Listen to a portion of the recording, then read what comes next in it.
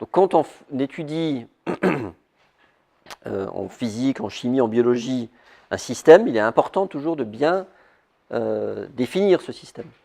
D'accord? Est-ce que vous avez des exemples de systèmes en biologie? Nous déjà, en tant qu'être biologique, animal, plus ou moins évolué, on est un système, vous êtes d'accord? Et ce système, c'est un ensemble d'organes qui fonctionnent plus ou moins harmonieusement. Quand on est en bonne santé, on dit que c'est harmonieux. Quand on est malade, on dit que c'est moins harmonieux. Et donc, on ne se sent pas bien. Mais c'est un système, vous êtes d'accord? Et maintenant, dans ce corps, chaque organe est un système en tant que tel. Oui, aussi.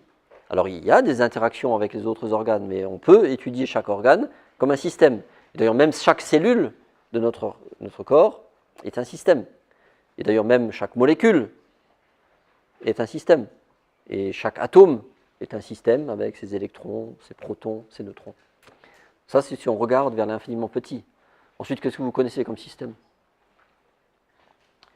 Quand on mesure, quand on fait une expérience de chimie dans un récipient, isolé, c'est un système qui est défini et encadré par le récipient, par le fait qu'il n'y a pas d'échange thermique, etc. Ça, typiquement en thermodynamique, on travaille dans ces conditions. Mais vous connaissez d'autres systèmes. Vous faites partie d'un système de l'université de Strasbourg aujourd'hui. Ça, c'est un système, réellement. Vous faites partie aussi d'un système familial. Votre famille est un système pour vous, pour nous, pour moi aussi. Ensuite, qu'est-ce qu'on connaît comme système? La biosphère est un système, d'accord? L'ensemble de la vie organique sur Terre. Le système solaire est un système, d'accord? Notre galaxie est un système. Et l'univers, on a donné avant des chiffres sur sa grandeur, est un système. Vous voyez que donc, notre vie est faite de nombreux systèmes, d'accord, enchevêtrés les uns dans les autres, comme des poupées russes. Alors, il existe des systèmes fermés, c'est une possibilité d'échange d'énergie, mais pas de matière. Alors, l'exemple qu'on donne souvent, vous savez, c'est des capteurs thermiques qu'on a sur les toits. C'est ces capteurs dans lesquels on fait circuler un fluide, et lorsqu'il y a du soleil, il fait chaud sur le toit, la température monte vite à 70, 80, voire au-delà de 100 degrés en été. Vous saviez ça, sur les toits, la température augmente beaucoup. Ne montez pas sur votre toit en plein été pieds nus. Vous allez revenir avec des cloques sous les pieds. Un jour, je suis monté comme ça sur mon toit, avec des baskets, et après je suis descendu, elles étaient fondues. Non, vraiment. C'est pour ça qu'on met des capteurs thermiques sur les toits, puisque ce fluide va récupérer les calories. Il n'y a pas donc un échange de matière, il y a juste un échange d'énergie. Donc ça, c'est un système fermé, par exemple.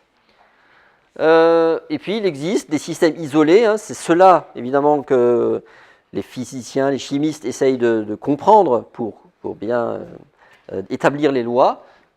C'est des systèmes où il n'y aura échange ni de matière, ni... Pour évaluer le système, pour comprendre son évolution, il est important d'avoir des variables donc mesurables qui vont permettre par leur mesure de suivre l'évolution du système. Donc ces variables, on en parlera souvent, ça s'appelle les variables d'état. C'est par exemple la masse d'un système, est-ce que la masse augmente ou pas, c'est le nombre de moles, N, c'est le volume, la pression, la température, les concentrations, les pressions partielles, etc. Et certaines variables peuvent être reliées entre elles, par exemple, comme dans la relation d'état des gaz parfaits, PV égale nRT. Je vais y revenir tout de suite. Alors, vous voyez, la température d'un système, on peut la mesurer. Et la température, ça va mesurer en fait l'entropie, d'accord, l'agitation. Plus la température est importante, plus ça veut dire que l'agitation est forte dans un système. Le volume, ça vous comprenez. Alors on va commencer à parler un tout petit peu d'unité. La température est exprimée en Kelvin. Je l'ai dit tout à l'heure, ça commence à 0 Kelvin. La température ambiante, comme ici, c'est à peu près 300 Kelvin. Alors il est intéressant, quand on est, à mon avis, étudiant en sciences, de connaître quelques valeurs de la température. Par exemple, la température de l'hélium liquide, puisque c'est une substance qui permet au cryostat basse température de fonctionner, cette température de l'hélium liquide, en fait, c'est l'hélium juste à ébullition, hein, comme l'eau à 100 degrés, parce que c'est 4,2 Kelvin. Ça, c'est une température qu'on peut connaître, d'accord, 4,2. Ensuite, l'autre température que souvent les gens connaissent, ouais, moi je vous invite à connaître ça, c'est la température de l'azote liquide.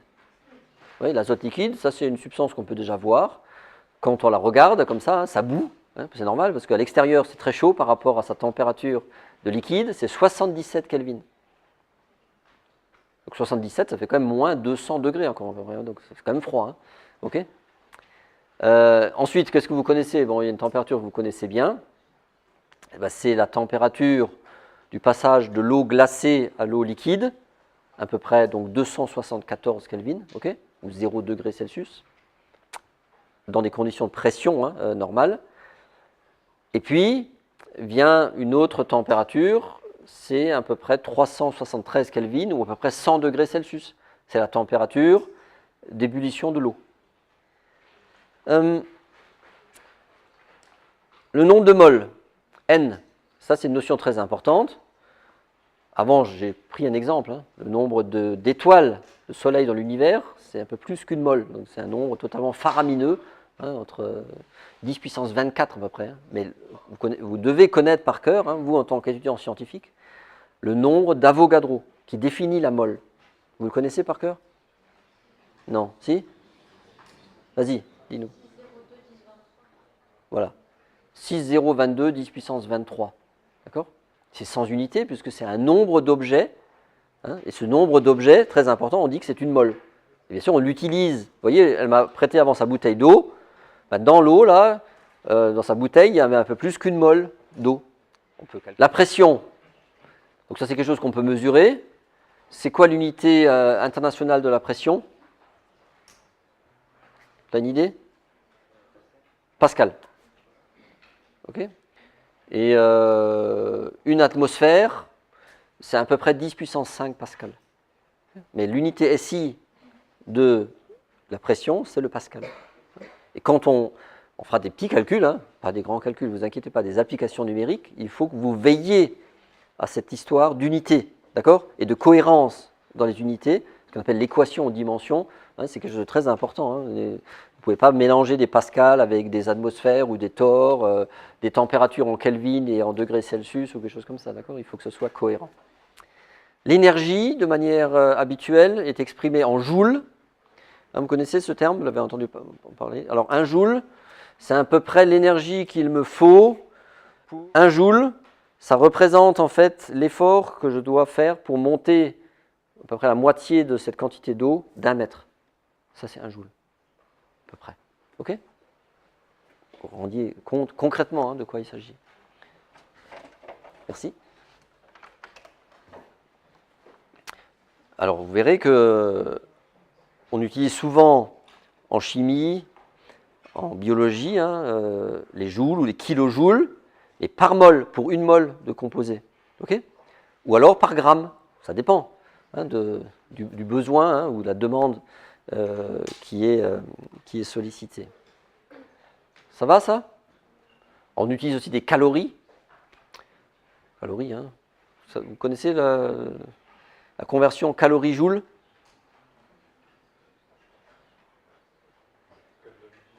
Voilà, 4,18, d'accord? Une calorie en joule. Et puis, vous avez vu au premier semestre, en principe, une autre unité qui s'applique à l'infiniment petit, c'est l'électronvolt. Est-ce que quelqu'un se souvient? Un électronvolt, c'est combien de joules? 1,6 10-19 joules. Vous vous souvenez de ça? Ok. Voilà, hein, c'est une manière hein, de transposer les énergies. Hein, à notre échelle, on va utiliser des joules, des kilojoules par mol. Lorsqu'on s'intéresse à des processus qui engagent un atome, une liaison, ben, ça sera de l'électronvolt. D'accord? Alors, dernière chose, il y a des variables qui peuvent être reliées entre elles. Peut-être certains ont appris au lycée que lorsqu'on est dans le domaine des gaz, la plupart des gaz sont dits parfaits, c'est-à-dire que les interactions entre les molécules, on peut les négliger. La seule chose qui compte, c'est les chocs des molécules entre elles et sur les parois. On appelle ça un gaz parfait pour simplifier. la plupart des gaz obéissent à cette définition. Eh bien, dans le cadre des gaz parfaits, dans un système donné, on sait que on peut relier pression-volume du système, nombre de moles et température. C'est PV égale N. Le R, c'est une constante, comme la constante des gaz parfaits, qui vaut 8,32 en unité SI, donc fois la température en Kelvin. C'est une équation qui semble toute simple, mais elle a de nombreuses implications. Exemple.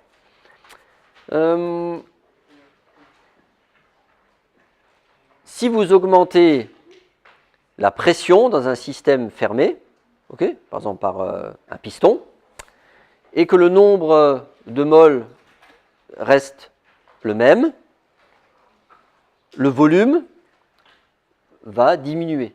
D'accord? Puisque en augmentant la pression, vous diminuez le volume, vous écrasez les gaz, d'accord, afin que le produit P fois V soit toujours égal à nRT. On est d'accord?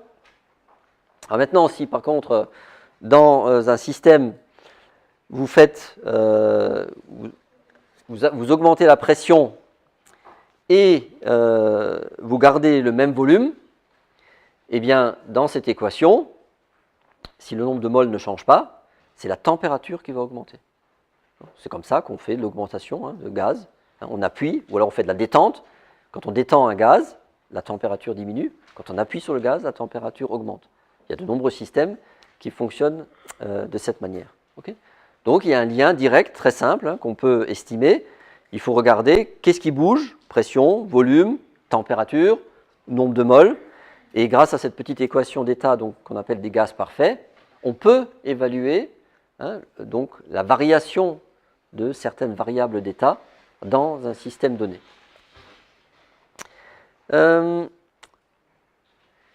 Alors j'ai évoqué tout à l'heure la température d'ébullition de l'eau.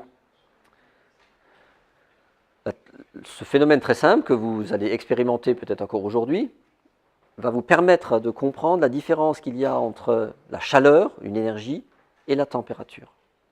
Pourquoi? Si vous faites vos pâtes ce soir, ou autre chose, on va prendre l'exemple des pâtes, vous avez chauffé de l'eau, et que vous avez à votre disposition un thermomètre. Vous mettez, je vous invite à faire l'expérience suivante, vous mettez un thermomètre dans l'eau, et vous commencez à chauffer l'eau. Vous allez voir qu'à partir de la température ambiante, à peu près 300 Kelvin, vous allez voir votre température de l'eau augmenter en même temps que vous apportez donc de l'énergie sous forme de chaleur, plaque électrique ou plaque gaz, comme vous voulez, à votre eau. On est d'accord?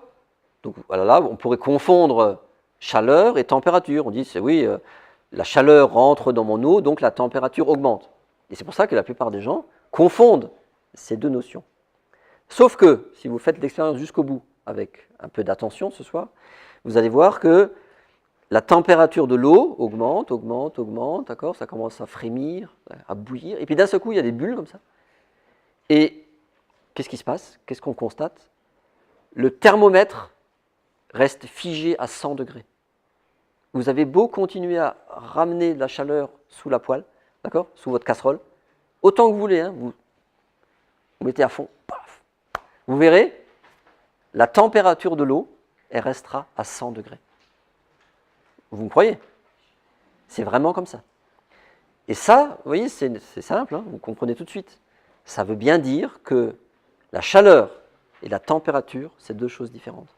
Puisqu'il y a de la chaleur qui continue à rentrer dans votre système. Et pourtant, la température n'augmente pas. Alors qu'est-ce qui se passe? Cette chaleur, qu'est-ce qu'elle fait comme phénomène physique? Essentiellement, elle participe à l'évaporation de l'eau. Oui? La chaleur que vous amenez dans votre eau liquide transforme une partie de cette eau liquide en vapeur d'eau. Et si maintenant vous étiez capable de récupérer toute votre vapeur d'eau jusqu'à ce qu'il n'y ait plus d'eau liquide et que vous continuez à amener de la chaleur dans votre système, vous verriez qu'effectivement votre vapeur d'eau ensuite continue à augmenter sa température. 140, 150, 160. Bon, après ça devient dangereux, ok? Vous avez compris? Mais tant que nous sommes dans le liquide en équilibre avec le gaz, vapeur d'eau, la température reste à 100 degrés exactement. Si vous ne me croyez pas, faites l'expérience ce soir. Et à ce moment-là, vous verrez directement, comme une manipulation que vous aurez faite vous-même, que la chaleur et la température, c'est bien deux choses différentes. D'accord? Alors, il y a un autre phénomène que les alpinistes connaissent, et c'est à cause de PV égale NRT, ça. C'est lorsque vous allez en haute montagne, genre à 6000 mètres. Bon, il ne faut pas rester en Europe, il faut aller à l'Himalaya, ou je ne sais pas, peut-être ailleurs. Vous allez à 6000 mètres et vous voulez cuire des pâtes. Ça arrive, hein, les alpinistes ils peuvent avoir faim aussi. Et donc à 6000 mètres, vous voulez cuire des pâtes. Eh bien, il faut prévoir beaucoup plus de temps. Hein, pour quelle raison? C'est parce que à haute altitude, la pression atmosphérique est plus faible. Ok, la pression est plus faible. Et on verra, quand on étudiera les diagrammes là, d'équilibre entre les différentes phases, parce que la pression est plus faible, eh bien la température d'ébullition est plus faible aussi. Donc en fait, l'eau va bouillir à peu près à 80 degrés et pas à 100 degrés. Donc là, vous faites l'expérience, vous mettez un thermomètre dans votre eau, vous amenez de la chaleur à votre eau et vous allez voir que l'eau va bouillir à peu près à 80 degrés. Mais si vous mettez vos pâtes à 80 degrés, ben elles vont mettre plus de temps à cuire que si vous les mettez à 100 degrés. Vous comprenez? Ça, c'est ce qui se passe quand on fait de l'alpinisme. Alors, les inventeurs d'ustensiles de cuisine ont fait l'inverse. Pour cuire plus vite, parce que des fois on est pressé, ils ont inventé la cocotte minute. Vous connaissez ça? C'est une casserole qui se ferme. Qu'est-ce qui se passe dans une cocotte minute? Il y a des gens qui pensent que l'eau s'évapore entièrement et qu'il n'y a plus que du gaz. C'est faux. L'eau reste liquide de la cocotte minute, sauf que vous augmentez la pression artificiellement, d'accord, en contenant la vapeur d'eau qui se forme, bien sûr, et donc la pression augmente. Et quand la pression augmente sur l'eau liquide, eh bien la température d'ébullition de cette eau augmente aussi. Donc c'est une cocotte minute, l'ébullition, si vous étiez capable de mesurer la température, l'ébullition se produit aux alentours de entre 115 et 120 degrés. C'est la raison pour laquelle les légumes, ou autres, tout ce que vous voulez, vont cuire plus vite dans la cocotte minute. Pour une raison très simple, à cause de l'équation d'état des gaz parfaits, vous venez d'augmenter la pression, et donc la température de passage liquide-gaz se fait à plus haute température. Ok? Voilà. Les échanges d'énergie dans un système en thermodynamique, dans ce cours, ça sera la même convention. D'accord? Donc, quand un système reçoit de l'énergie, on comptera cette énergie positivement, et quand l'énergie sort du système, on le comptera négativement. Et vous allez voir, ça va nous permettre en particulier de définir qu'est-ce que c'est une énergie, donc une réaction exothermique qui produit de l'énergie vers l'extérieur et une réaction endothermique qui a besoin d'énergie, donc qui prend de l'énergie de l'extérieur pour se produire. Hess, en 1840, a proposé l'idée suivante, c'est que la chaleur absorbée ou produite par une réaction chimique ne dépend que de l'état initial et de l'état final, à condition que la pression soit constante ou que le volume soit constant. Donc il a défini, dans ses théories thermodynamiques, deux types de chaleur. Une chaleur à volume constant, qu'il a appelé delta U, U comme énergie interne, si vous voulez, variation d'énergie interne, et delta H, c'est ça qu'on utilisera le plus, lorsque le système se fait à pression constante. La plupart des systèmes, en particulier en biologie, en chimie, se font à pression constante. Et ce delta H, ça c'est un mot peut-être nouveau pour vous, ça s'appelle la variation d'enthalpie. Le H, ça s'appelle l'enthalpie. D'accord? Donc ça, il faudra l'apprendre, hein, le mot. Avant, on a vu un nouveau mot qui s'appelle l'entropie, hein, qui mesure le mouvement à l'agitation de la matière. Et là, maintenant, nous avons un nouveau mot à apprendre, ça s'appelle l'enthalpie. Mais l'enthalpie, c'est simplement la chaleur d'un processus réactionnel à pression constante. Par convention, lorsque la chaleur de réaction sera entre l'état initial et l'état final sera inférieure à 0, on dira que la réaction est exothermique. Pourquoi? Puisque exo, ça veut dire que notre système va produire une chaleur, une énergie qu'il va donner au monde extérieur. Hein, donc ça sort, ok? Et donc, comme ça sort, comme sur le compte en banque, on le compte avec un moins. Ça va? Donc nous, par exemple, en nous avons de nombreuses réactions exothermiques, bien sûr, qui vont nous permettre de nous maintenir à peu près à 37 degrés.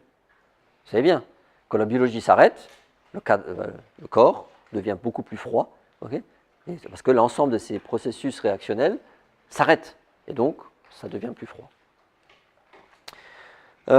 Maintenant, si le delta H entre l'état final et l'état initial est supérieur à 0, on dira que la réaction est endothermique. On va prendre un ou deux exemples. Par exemple, la combustion du méthane, CH4, est un processus qui dégage beaucoup d'énergie. Vous voyez, on est à 800, 890, selon que ce soit liquide ou gazeux, kilojoules par mol.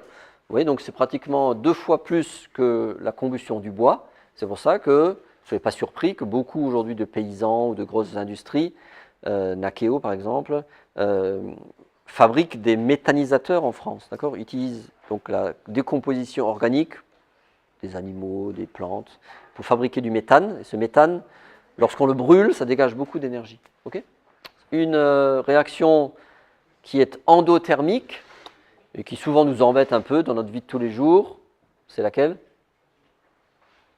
C'est l'évaporation de l'eau. Et on le sent, surtout quand on prend une douche le matin. Quand on sort de la douche, la plupart d'entre nous, il y a quelques exceptions, je sais, mais la plupart d'entre nous, nous avons froid. Oui? Si nous avons froid, vous savez pourquoi? C'est essentiellement parce que l'évaporation des petites gouttes d'eau sur notre corps, là, tout mouillé, ce phénomène est endothermique. C'est-à-dire qu'effectivement, les gouttes, même si vous essuyez pas, au bout d'un quart d'heure, vous allez être sec, parce qu'il y a 37 degrés quand même sur notre peau. Et donc les petites gouttelettes d'eau s'évaporent, et cette évaporation de l'eau est un phénomène endothermique. Ça veut dire quoi? Ça veut dire que pour ce faire, les gouttes d'eau ont besoin de prendre de l'énergie quelque part. Alors ils en prennent un peu dans l'air ambiant, mais l'air ambiant c'est 20 degrés, mais où est-ce qu'il y a une grande énergie disponible? C'est sur la peau, 37 degrés, d'accord? Donc là, c'est là que l'énergie est récupérée pour évaporer les gouttes d'eau. C'est pour ça que d'ailleurs quand vous mettez d'un seul coup une soufflette, même chaude, au départ, vous avez surtout une sensation de froid, parce que l'évaporation est accélérée et on a encore plus froid. Vous avez déjà remarqué ça? Oui ou non? Tu n'as pas l'air convaincu, mademoiselle? Ah, une soufflette, c'est un ventilateur. Ouais, tu as raison. Il faut m'arrêter quand je dis des mots qui n'ont pas de sens. Une soufflette. Un ventilateur, qui produit de l'air. En été, on utilise des ventilateurs que à air frais, quand même, mais en hiver, on utilise des ventilateurs avec une résistance électrique devant, tu sais, qui fait de l'air chaud. Tu vois. Et bien sûr, l'autre phénomène qu'on connaît, depuis de nombreuses années, on donne ces valeurs à la météo. Vous savez, on vous dit la température ressentie. D'accord ? C'est à cause du même phénomène, parce que quand il y a beaucoup de vent, eh bien, les petites gouttelettes d'eau qui sont toujours sur notre peau ont tendance à s'évaporer. Et vous savez bien, quand il y a du vent, on a l'impression qu'il fait plus froid. Or, c'est une impression, mais c'est une impression réelle, qui est liée à un phénomène physique, qui est lié à l'évaporation de l'eau. Vous comprenez, sur la peau, la température extérieure est la même, donc l'entropie est la même. Mais le fait qu'il y ait du vent, eh bien, ça va favoriser l'évaporation des petites gouttelettes sur notre peau, et cette évaporation des gouttelettes plus rapide a besoin d'énergie. Et où est-ce que l'énergie est prise? Sur notre corps. Et donc, nous, on a une sensation de fraîcheur. D'accord? Alors maintenant, une dernière expérience que vous pourriez peut-être faire chez vous, si vous avez un système de dépression, une pompe comme ça. Vous prenez un jour de l'eau liquide et vous créez le vide sur l'eau liquide. Vous voyez, vous aspirez comme ça. Vous allez voir que, qu'est-ce que vous allez faire? Vous allez accélérer le phénomène d'évaporation de l'eau liquide, et la conséquence directe, parce que la réaction est endothermique, c'est que la température de l'eau va diminuer. Et si vous continuez, vous allez voir que votre eau va se solidifier, alors que vous n'avez pas ramené de froid. Vous êtes d'accord? Vous avez juste pompé. Eh bien, l'eau devient glace, et au bout d'un moment, eh bien, vous avez beau pomper, et vous avez un morceau de glaçon au fond de votre récipient.